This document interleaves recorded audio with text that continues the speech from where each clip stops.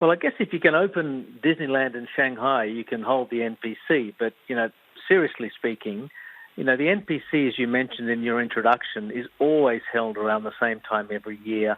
The fact that it wasn't held this year was quite striking, in some respects quite demoralizing for the governing class. So I think the holding of the NPC, even with a large video conference element, is, a symbolic moment by the ruling party to say China is returning to normal. We've stabilized the country. We've reduced the rising rate of infections. We're getting on top of this government and will continue as usual.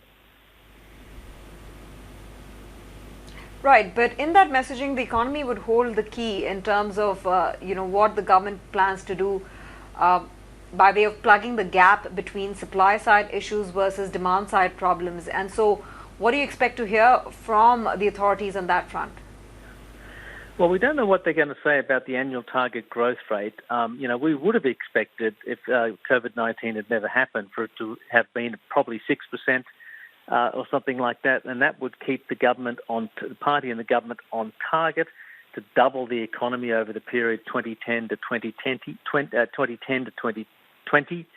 Obviously, that's not going to be credible this year, so it will be interesting to see whether they have a growth rate at all.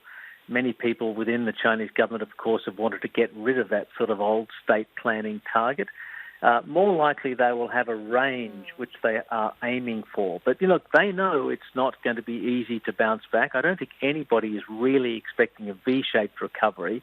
So they want to create a narrative that the economy is recovering, even if for many people things are very difficult. You mentioned also the big problem in China. I think what they really target is employment or the unemployment rate.